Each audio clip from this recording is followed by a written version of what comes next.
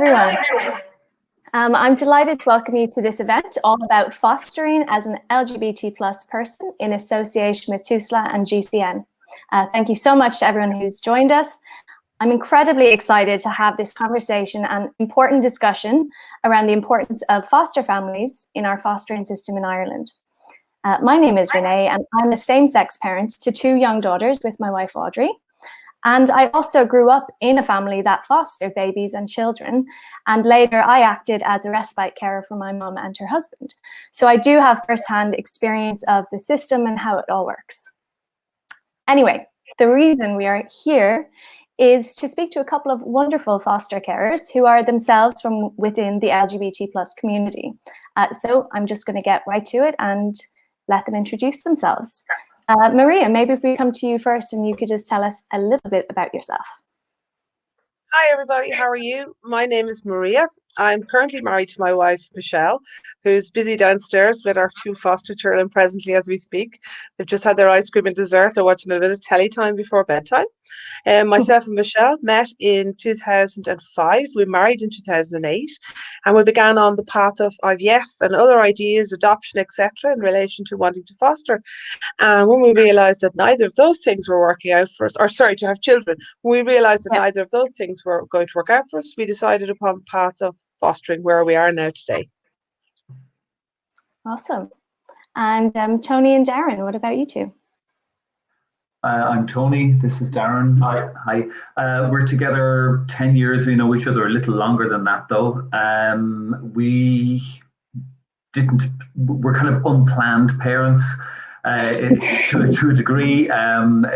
It wasn't something we'd been looking at for any length of time, but we responded to a situation within the family, and we've been involved in fostering for 6 years, and he has been with us constantly for 5 years now. Wow. Yeah. I'm not sure how much else that we give there. No, that's fantastic. Thank you. And Stacey, I'll come to you. You work with TUSLA, right? I do indeed, Renee. Hello, everyone. My name is Stacey Power. I'm the foster care recruitment lead for Dublin North City with TUSLA. And basically, I suppose the situation we're in at the moment and ongoing is we've a chronic shortage of foster parents, particularly in the Dublin region. And what that means for us and for children in care is that all too often children needing placements are placed outside of Dublin. And what that can result in is that they are often separated from their siblings, not only separated, but sometimes living in different counties. So as you can imagine, it's such a scary experience for any child coming into foster care. So, it's made even worse when they're separated from their existing communities, from their schools and everyone they know and love. So my role really is to try and keep children closer to their communities by looking for more local foster parents, particularly around the Dublin North City area. Thanks, Stacey. Yeah, I can imagine it would be incredibly difficult for a child going into care, and then not only going into care, but then being taken away from everything that's familiar to them and, the location that they know. Yeah, it's interesting to hear how people get into becoming a foster carer. It's not always a straightforward path. Maria and Darren and Tony, completely different reasons for getting into it, but I'm sure you have very similar experiences. So now we're going to do just kind of a Q&A with some questions that I'm sure you get asked all the time. And whoever wants to answer, just jump right in and take it away, okay? So some of these are questions that have been sent into GCN to ask of you guys, and I'm dying to know the answers. So the first one is, what are the major challenges of being a foster carer, and what sort of kind of obstacles have you come up against?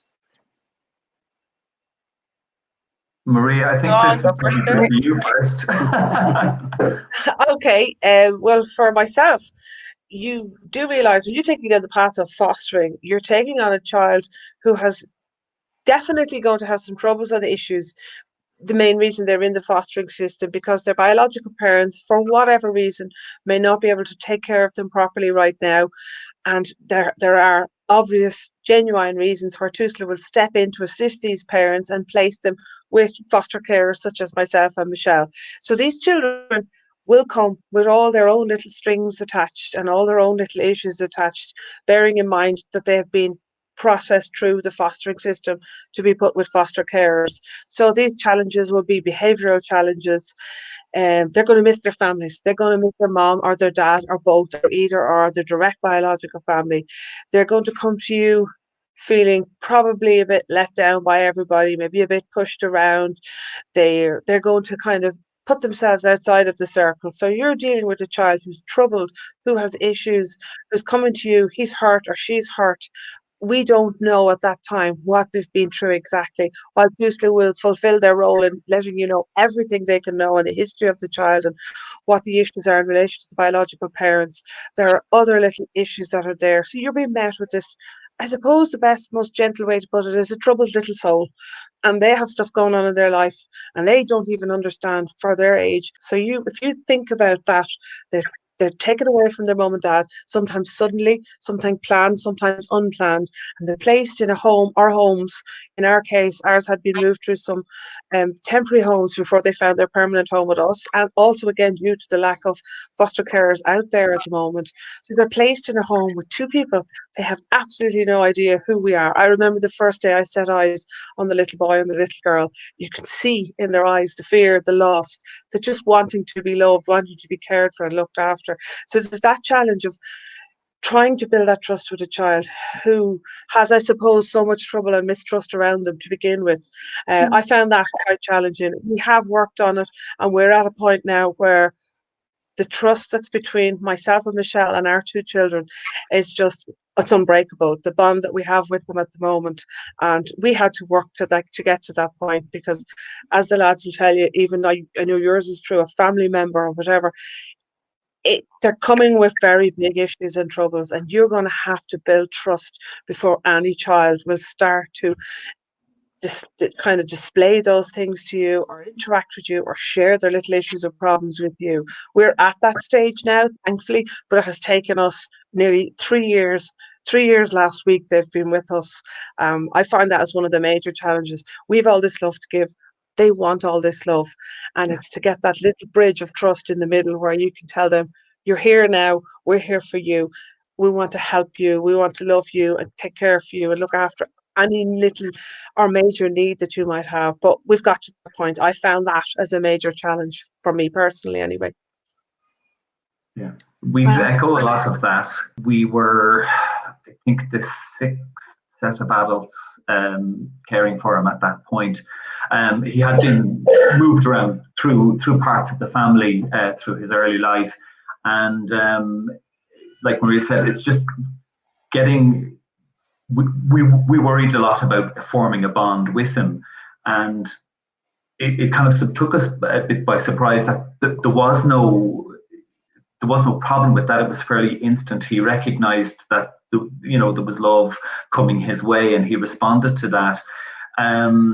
But we just wondered whether it was kind of a natural safety mechanism, that he realized that he had to play ball with adults to a certain degree to ensure that he had security, that he had stability, and so on. And again, with us, as he became used to us, he let his guard down, and his behavior became more natural. He wasn't such a kind of a picture perfect child. He did the normal kind of cheeky things, and then he shared little things that he was worried about and little memories that he might have had along the way. Yeah, and some of the other challenges as well, I feel, were also in our situation. I know it's not the same for every foster parent, but with ours, working with the biological parents, so the mum and dad and the grandparents, and trying to get them to realise that we're not here trying to replace them or take the child away. We're here to help and support.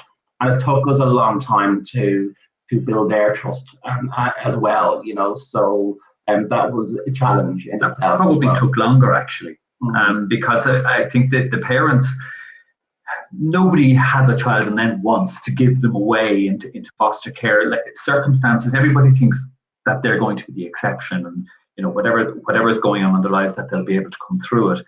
But sometimes you hit a wall and you need external help, and we were that external help. And I suppose there may be a risk that people feel that they're being judged, or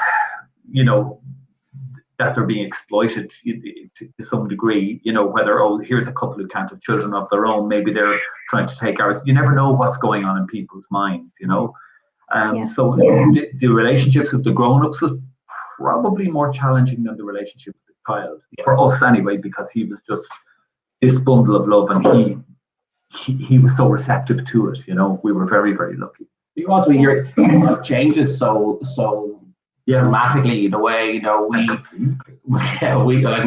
we were able to go and do whatever we wanted when we wanted, and all of a sudden this little boy comes into our lives and everything changes. So that's a challenge in itself as well. I remember the first night he came to stay with us. We were up at 6 in the morning, and then in the local park at 7 a.m. And we just didn't know what to do at the beginning. We were like, so everything was a challenge for us.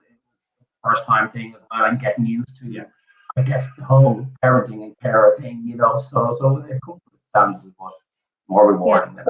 Yeah, and so kind of following on from that, what would be, in your opinion, the most rewarding aspects of becoming a foster carer, and what are the things that have been, your favorite aspects of it?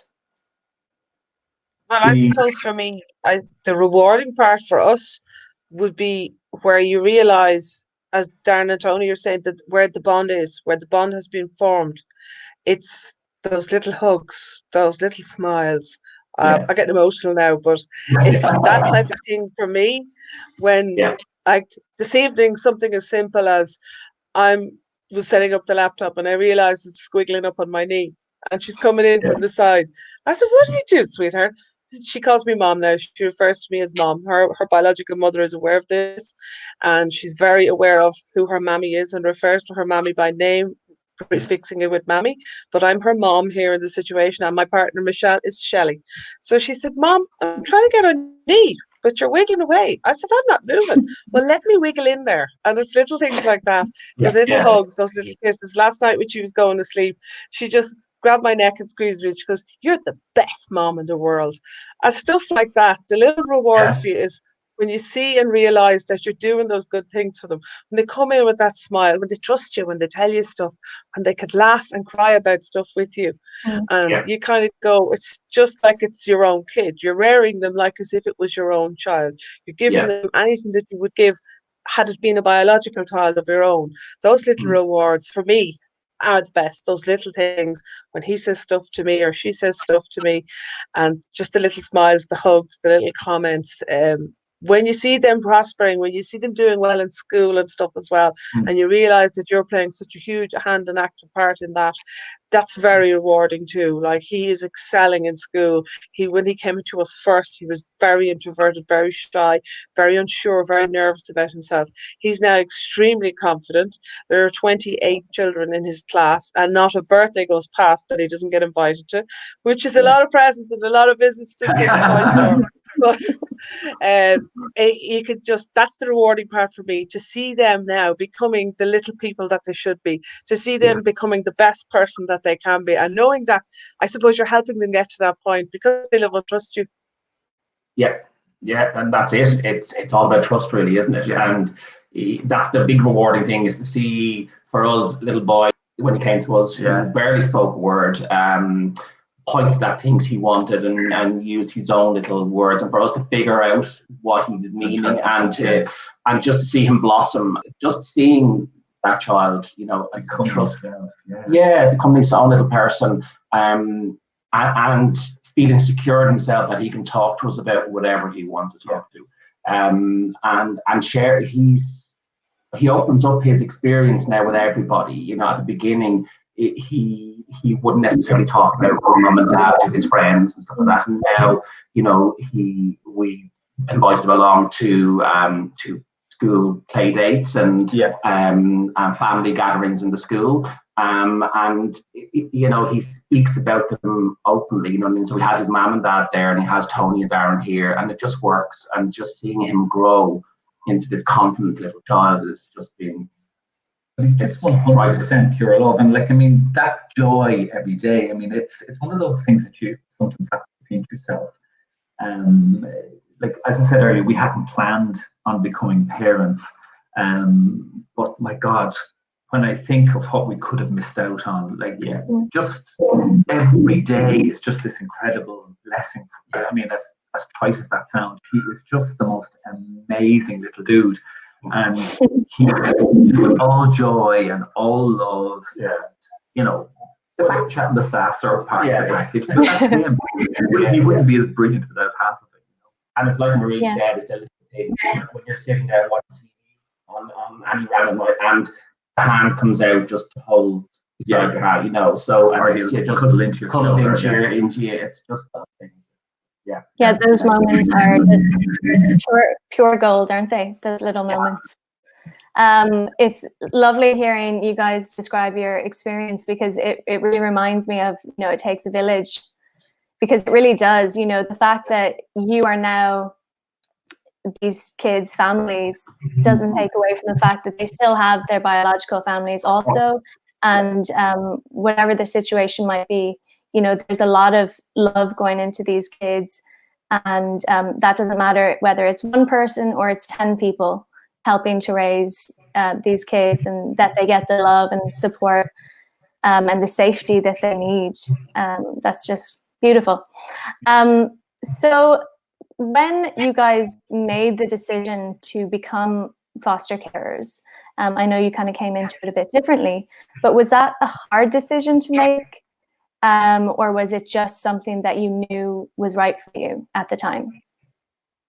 It was fairly You go first, guys. Sorry.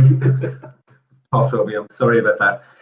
It was reasonably instinctive with us. We were aware of the situation from a bit of a distance for a while, and it came to a head, and for whatever reason, people's circumstances were such that they couldn't step in.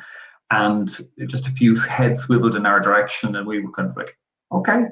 Yeah. And within weeks, this, you know, curly-headed angel came into the house, and it was just, you know, as we said earlier, it just kind of completely upended our lives in a very positive way. A lot of our spontaneity disappeared, and other concerns, you know, came to the fore. But it was just brilliant. It wasn't a hard decision. I think when you see a child like that, and he's in front of you, and it's very real. His vulnerability and his need is front and center, and it's not dressed up. It's not exploitative or anything like that. It's just this perfect little person who needs help, and you just can't. Yeah. You can't say no. You can't turn away from that. You know, it just pulls something out of you. Yeah, and I think I'm one of 10 children myself, and I'm from such a big family. I've got a lot of nephews and nieces, and like my mother always had children in the home. You know, the kids were rough on the street. There was a bed there for somebody. You know, so it's I guess it's in my nature that if somebody needs help, is to go there and do what can be done. And Tony, you were very similar as well. Your mum's kind of, you know, your background would be similar. So it was a case of somebody with the need. There was no question. We had the room, we had the love to give, and that was it. Yeah. It was a couple of chats we had, and a couple of sleepless nights thinking, you know, are we going to be able to do this? But you know, once we made that decision, one deep breath, and the rest. Yeah. And what about you, Maria? For myself and Michelle, as I said, we had gone down the path of both IVF that didn't work for a different number of different reasons, and we considered adoption, which would have been foreign adoption. I know it works sometimes through China and Russia and some other countries. It would have worked out extremely time-consuming and as well very, very expensive. In some instances, it's very difficult with legal paperwork and getting it all right and everything. So for whatever reasons, on a few personal reasons, we moved away from that thought, and we hadn't considered fostering. And unfortunately, this might sound crazy wild to the LGBTQ audience reading here, because we were two lesbian women, we thought, well, we're not going to be considered for to be foster carers. But my wife, Michelle, said, no, let's get in touch with Tusla and see what the story is. And we got all the forms and we read all this information about it, and nothing there to say you couldn't. There wasn't a lot there to say you could, but there was nothing there to say you couldn't. So it was open-ended. So we made that decision. We went down the path of calling, getting in touch with them. The whole process for us, it was just under between 18 and 19 months from start to actually get a replacement, because we had to make our decisions. We had to be sure of what we were doing. That's something which was making the decision harder. Both of us at the time were full-time careers. Both of us were working 40, 50-hour weeks. Then we knew by reading up about it that either one parent or both parents need to be at home full-time. There has to be somebody there all the time as such. So that was a decision we had to consider too. Our employment, our jobs, we both got in touch with our jobs, and they were very, very cooperative. They were very helpful, very, very supportive in that decision. So that helped the job aspect of it to make it an easy decision. But it's not an easy decision to make, in the sense that you need to be sure it's something you really want to do. So the considerable amount of time that Tusla put into, for us, I'm not sure if you went through the same process, lads. Our process was done through a numerous amount of interviews for both myself and Michelle, collectively together, singularly as individuals. They check your background, your home, your everything, and it's done for a reason, because you are being given the entrusted life of a child or children. So it also gives you that time to make a decision through the procedure if this is or isn't right for you. And I think it's done very correctly and very good in that sense that Tusla spend that time endeavouring to do that, to make sure you're making the right decision. It wasn't a hard decision to make the moment we set eyes on the two children, because we knew at that point, yes, we've made the right decision here. But you do need to consider absolutely everything. Be sure of the time that you're giving to it. Consider your employment, where you work, your bosses, how cooperative they are. Michelle's boss has cut down hours for her. My boss has changed particular shift times so that we work opposite and with each other. So 60-70% of the time we're here together with the children outside of school when they're at home. Other than that, we're in our jobs respectively opposite each other. But the decision wasn't hard to make, but it takes time, and there are a lot of things to consider throughout the journey of getting there. Tusla were a great help with that, and advising you all along the way of the ifs and buts and ands of how to go about it. But as far as the decision goes, we have definitely made the right decision. Yes, for us. Yeah. Okay. Before I get Stacey to come back in and answer a couple of questions for us, I just wanted to ask, what would the number one thing be that you would say to someone who was considering becoming a foster carer? What would you say to me if it was something that I was kind of on the fence about, but not quite sure if it was right for me? I think ultimately you can do it. You know, so many people, if you take fostering out of the picture for a moment, there are people who end up pregnant accidentally, and a child comes into their lives and they manage and they raise a child. For the most part, I think for the most part, people do succeed in a situation, an unexpected situation like that. If you're planning it, I think you've got so much time to work with the social workers, to work through the ifs, the buts, the whys, whether your employment situation can support it or not. I think for the most part, I think most people actually can do it, if push came to shove. And if you're on the fence about it, maybe consider a shorter term, kind of offering yourself a shorter term placements rather than the longer term. So many people would prefer a longer term situation, a longer term placement with the child, so that there's that continuity, that you're giving kind of the lifetime's kind of parenting role to it. But equally, there are plenty of children who need short-term care, respite, kind of a break from the situation that they're in.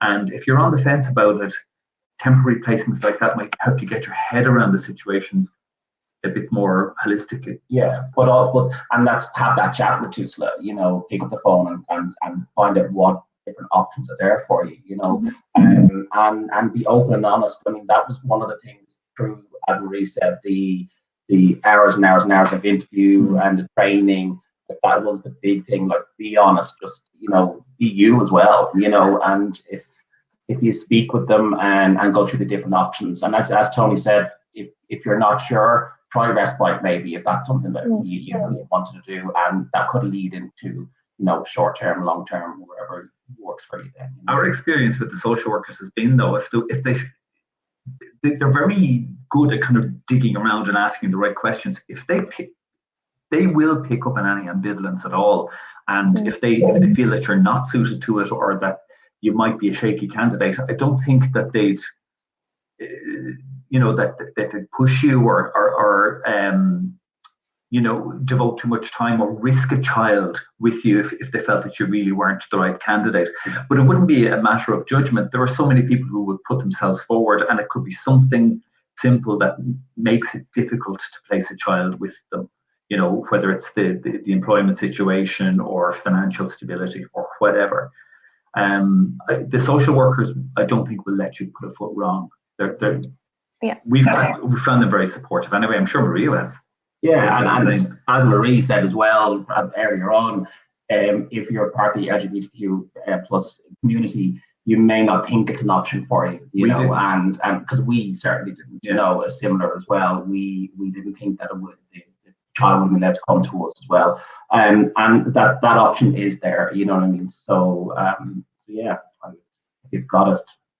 Go for it. Yeah. I suppose from that point of view, from an LGBTQ point of view, anybody who's considering adoption or fostering, I would have to say to them, you don't need to consider, as far as TUSLA are concerned, that you're LGBTQ. That's the first thing I think that's most important to mention. While it's a small thing, it's a huge thing.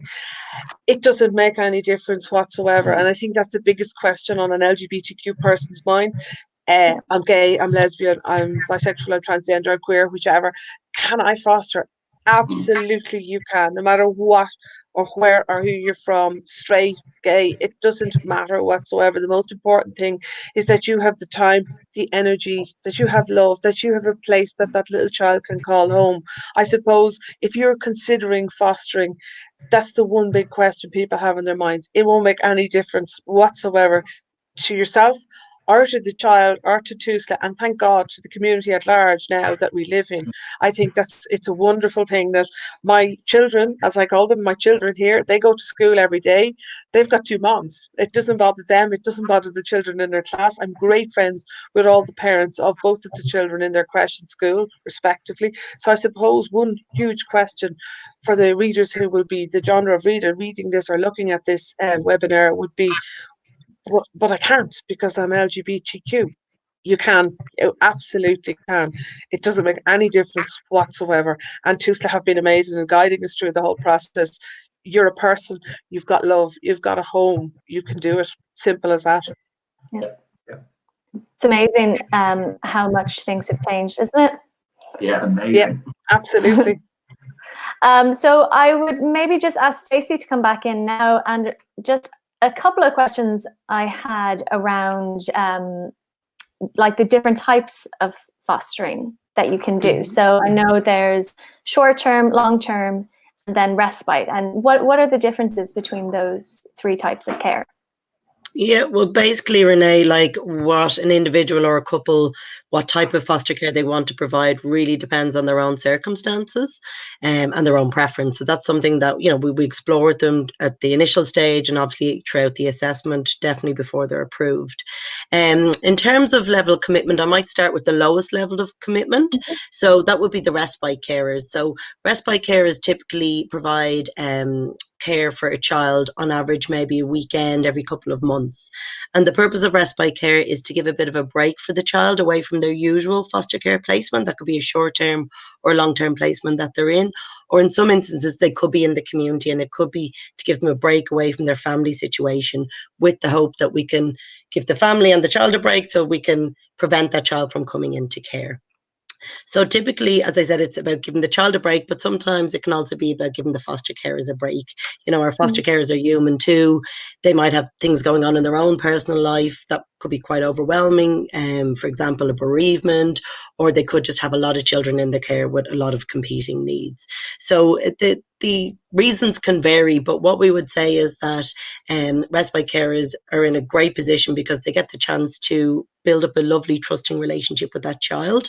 Ideally, it's the same child that goes to the same respite carers every time. So that person then becomes part of their wider support network as well. As was mentioned earlier on, if people are really wondering if it's for them, respite, emergency short term would be the ones that we'd recommend, because it is pretty much just dipping your toe in the water.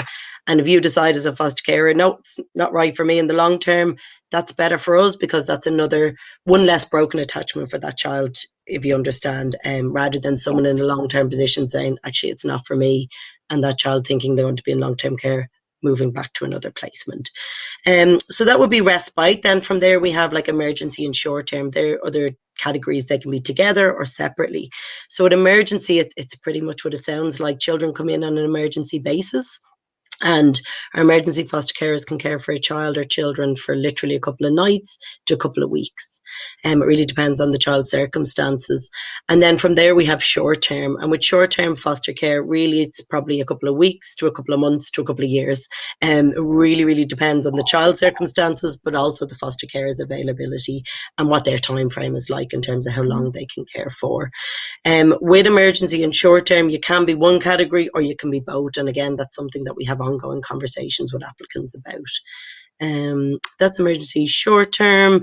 Just also to say that when a child is in emergency short term, what our aim is really to work intensively with the families on the issues why the child came into care. So we're working, supporting them, trying to minimize risk so that we can hopefully get that child back to their family, and hopefully back to an environment that's a little bit safer, if not a lot safer for them.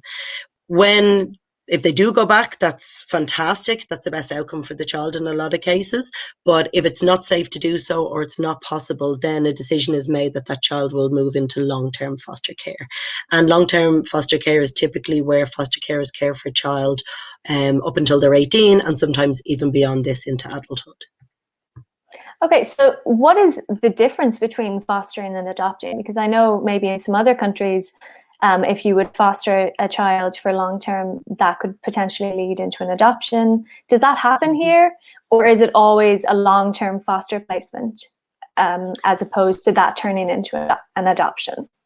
Yeah, absolutely. Look, we have had many cases where people are long-term fostering, and that can lead to adoption, but it's really on a case-by-case basis. And it really just depends on the child's personal circumstances, how long they've been in foster care, what's going on for them, and some information or, some details around that.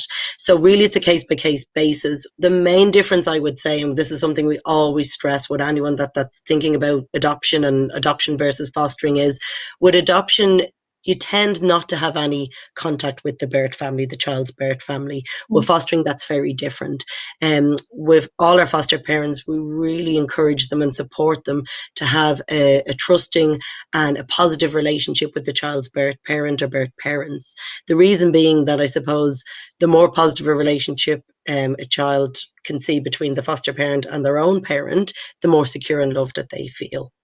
So in terms of support, what that really means is supporting contact, and contact could be phone contact or it could be face-to-face contact between the foster child and their birth family.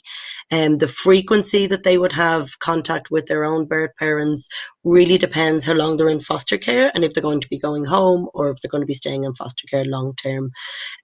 So what we ask of foster parents really is, you're not expected to be supervising a access or a contact with a child unless you really want to. We do have foster parents that do that, but that's not an expectation on our end. That would be the role of social workers if it does need to be supervised. In a lot of cases it doesn't. The role of the foster parent really is to transport the child to and from contact, and as I said before, just to be positive about the birth parents to the child. Yeah. And tell me this, is fostering a job as such? Like, can you also be working? Is it paid? Do you have to be at home full time? What about all of that? Absolutely. So it is a job in a way, because you're being trusted to care for a child day to day, so it is a job in that shape or form. To answer your question about can you work and foster at the same time, we do have a lot of foster parents that are working. Some of that is part-time, some of it is full-time. Really it comes down to, can you meet the needs of the child? So an example of that is, for older school age children, working particularly full-time will be much easier, but if you have a baby or a younger child, that's going to be a bit more difficult, because really we want the foster child to spend the majority of time with foster parents rather than being moved around like to childcare or different carers. So as I said, it depends on the age of the child that you wish to foster, but we have conversations around that, and as the foster parents earlier on said, a lot of workplaces can be quite flexible around that. If a child is really young, particularly with babies, we would say that in those circumstances, it's better if there's at least one person in the home, if it's a couple that are going to foster, that's at home full time or the majority of time for that child. But as it's been mentioned, people even move around shift work as well. Yeah. So that would be the working question. Did I answer that question for you, Renee? Yeah, absolutely. Yeah. The other question was just, is there financial assistance given to, if you do make the decision to maybe go down to part-time or even to leave your job, but you would need a bit of financial support. Is that available to foster carers? Absolutely. Yeah. TUSLA pay a very generous fostering allowance. Now, I have to be clear, it's not a salary, it's not a salary for the role. It's really to meet the day-to-day expenses of the child. But it is quite generous. It's 325 for 0 to 12 years of age, and 12 plus is, always have to check this one, 352, and that's a weekly allowance. In addition to that, we have a whole support package for approved foster carers. So what that looks like is, as mentioned before, but every approved foster carer would get a fostering link worker. So that would be their support person that would meet and support them regularly around their fostering role. The child in their children in their care would also get a child and care social worker. And the child and care social worker is really to maintain the link with the child in foster care, but also to be that bridge between the social work fostering department and the birth family as well, to include them in the decision-making process. You can apply for a children's allowance, and that allowance is tax-free and doesn't affect state benefits as well. And we have a very comprehensive training and development program before you get approved, and also when you get it, after you get approved as well. So there's a huge support package there to support the foster carers in the role. Yeah, that's great. Yeah, because kids aren't cheap. No, absolutely not. Not in Dublin, and not in this day and age, even outside of Dublin. No. How long would it take, generally speaking, from the time someone kind of started that process of being interested in becoming a foster carer to the time that a child was placed with them? And I know that probably varies, greatly, but in general, how long does that process take? Generally, what we say to anyone that's interested in fostering is we aim for it to be finished from the time of inquiry to, the decision making around approval, anywhere between 6 to 12 months, probably closer to the 6 months. Our actual assessment time frame takes 16 weeks. It can be a little bit shorter, it can be a little bit longer. Obviously, that just depends on people's availability and anything that's going on for the potential foster carers. But generally, we say, within 6 months, hopefully we'll be at a point where you'll be considered in terms of approval to become a foster parent. Yeah. And I know you mentioned this a little bit earlier on, but why is there such a need for foster families right now, more than ever?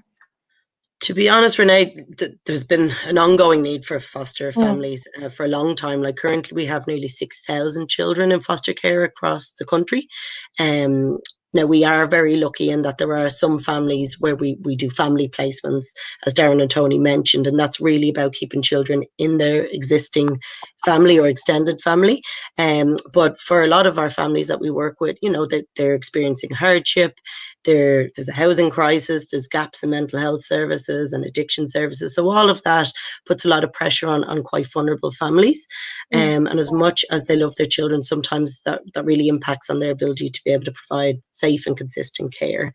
So that's generally why we get children into foster care. And then I suppose the reason we need more foster parents, as I've said before at the start, is we just don't have enough. I think there's a lot of misconceptions out there, as been mentioned previously, with the LGBT plus community. There's a misconception that they can't foster. Absolutely, they can foster. We want people from all walks of life. We want single applicants, we want couples. Really, as somebody said before, I think it was Maria, what it boils down to is, can you provide a loving, safe, nurturing home for a child? And if you can, fantastic. So it's really about getting the message out there that we want to keep children close to their communities. Local children need local foster parents. So we want to get that message out. And if you think you're not eligible, please just give us a call and we'll be the decider of that, because there's very few people that aren't eligible, bar if you've hurt a child. If that makes sense. Yeah, absolutely. I might just ask Maria, Darren and Tony to come back in, because we have just a few more questions that have come in.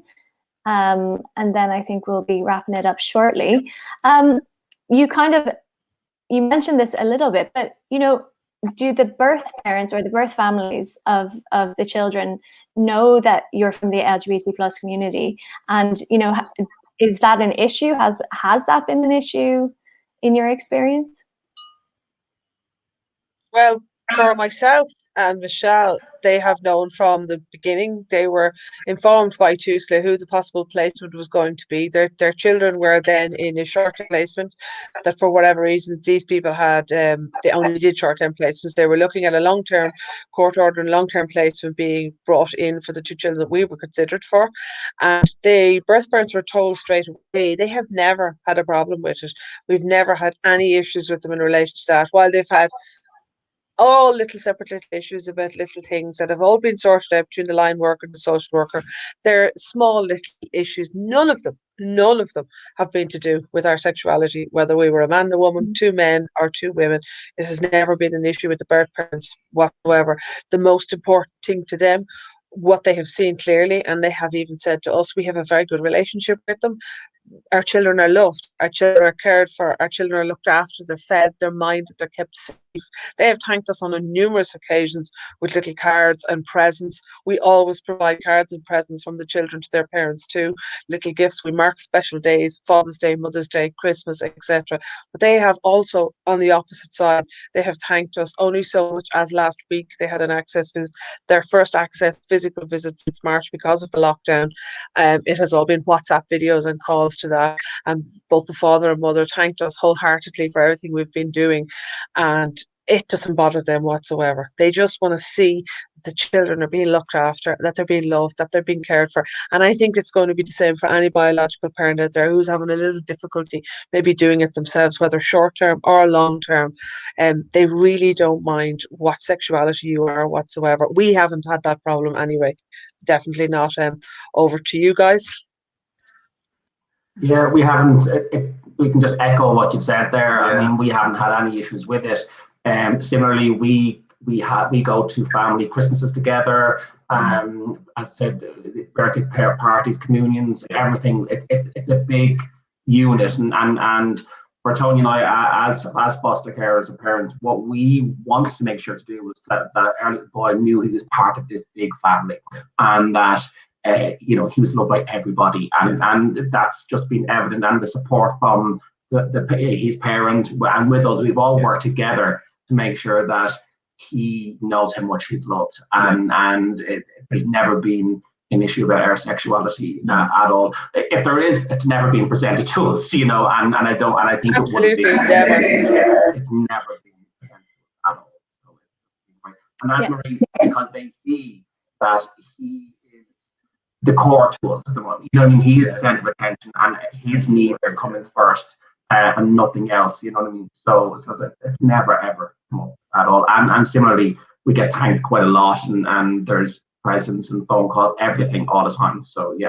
Maria said they know you love the child, and they appreciate that. And I think having a child, and I can only guess what it's like for a biological parent to know that another person loves them that much. Like when I see even members of my own, like the little boy comes from Darren's side of the family, but my own sister and her children, they love him. And like to see that, it's just so powerful to know that this small little person can pull that love out of all of these adults, and for him to know that he's adored, not just by us, but by this sea of people. It's more than just a village. You know, like he's got these extra layers of love that some other children maybe don't have. So it's an upside to the situation. That's fantastic. As we have said to our children, oh, sorry, Renee. As we've said to our children, that there's no such thing as too much love. No, absolutely not. Yeah, no, I definitely, like, even in my own experience and, you know, being a same-sex parent, you know, people, whether they know me, they don't know me, who may have had kind of their reservations, I suppose, about two women raising children, as soon as they see how much love you give, love kind of conquers everything. And I suppose it sounds like in your experience, when the birth families see how loved those kids are, you know, sexuality wouldn't even come into it ever. Yeah. 100%. So one other question that came in, and I think this will be our last question, is, and you've kind of answered it already, is what is your relationship like with Tusla, and how involved are they in the day-to-day kind of family life, I suppose? For us, and we spoke about this before, you know, and it's probably one of the big misconceptions people have around fostering as well, is that there's going to be a social worker at your door every day kind of thing, and that's not the case at all. I can only speak from our point of view, and from us, the support has been there from day one. But at the end of the phone, we do. At the beginning, we had a lot of questions, and we were unsure of certain things, and they were there for us. As Sylvia said, we have our own link worker. The child has his own social worker as well. So we're all a big team, and this child's at the centre of it. And the support has been amazing for us. I just couldn't get anything other than that. I think sometimes there's a tendency for people to be intimidated or to feel daunted by the prospect of dealing with social workers. But what we have found is, as Darren has kind of said, that their team, Darren and Tony and child, you know, so they're not there to be on your case. They're there to support you. And I mean, there are duties that you, as a foster carer, that you have to fulfill, and they're there to ensure that you do meet those targets, that you do, you know, fulfill those needs. But they're a support. They're not an imposition. They're not a punishment. Maria is probably going to be far more eloquent on this, because I haven't managed to articulate this at all. No, but that's what it's been like for us. You know, we've just got on with it, and we've had a support there. They're there when we need them. They check in every now and again, see how we're getting on. You know, we have our reviews, so everything is great. Yeah, for myself and Michelle, we have an excellent line worker. They're just, I suppose to say, they're there all the time, but they're not there all the time, which is lovely. I mean, if I need my line worker, I make a call. If she misses a call, she calls me back within that working day or within an hour or so. The children's foster social worker as well, she's great. If the children have an issue, she comes out here, she chats to the children, they get on great with her. She'll go to their rooms, she'll play with them, she'll make them relaxed, she'll talk to them, they'll open up and talk to her about stuff. But the support for both the children and the foster carers, having a line worker, and the children having their own social worker as well, it's excellent. The support from Tusla is there. I love the fact that if you have a question or a query, there's no question that's silly or stupid enough for them. We're kind of getting settled now, all right, with the children, but like with the two boys there at the beginning, myself and Shelley had a lot of questions, because we had kind of ideas about fostering a child, and then we got a phone call asking us, would we take two children for Zoom like that? And so we had a lot of questions and a lot of stuff we were nervous about in the beginning. There were a lot of phone calls over and back between our line worker, between the children's social worker, but they've always been there. They'll always be there. There's always somebody there to answer the question for you if you're concerned about something. And there's also an excellent service now, which there wasn't as such then, of the out of office social workers that are there. If you can't get your own social worker now, or your line worker now, we've got this emergency number that we can contact to, which thank God we haven't had to use. to know that it's there, it's just an extra confidence stick as well, because it's a huge thing that you're doing, looking after these children, and you're going to have questions, and the children are going to have questions, but they have been excellent support for us there too. So yes, I'd have to agree. They kind of sound like a really nice set of grandparents. They're always there exactly. to help. All right, well, I think that's just about our time wrapped up now. If we didn't get to your question, I'm sure that Stacey and her colleagues would be more than happy to chat to you. So Stacey, if people want to kind of get in touch, if they have questions, if they maybe want to start to inquire about this whole process, how would they get in touch with you? Yeah, well, you can go online, fill out an online inquiry form at fostering.ie. There's lots of information online as well, so that might answer some of your questions. If not, feel free to give us a call. It's 1-800-226-771. That's 1-800-226-771. And what we'll do is, you know, as Maria said, no question is a silly question. We'll answer anything we can. We'll also, if you want, put you in touch with some experienced foster carers. We're doing a mentoring program, so there is the option there for us to put you in touch with an experienced foster parent, so you can talk to them directly, because they're the hardworking, you know, living the experience day in, day out, and you can put your questions to them if you don't feel comfortable asking us some of the questions as well. So hopefully all our listeners, anyone that's listening today, has seen how rewarding and worthwhile experience it is, both for the foster parents but also for the children needing care. So we appreciate if you're thinking about it, please take the next step and get online, fostering.ie, or call that 1-800 number.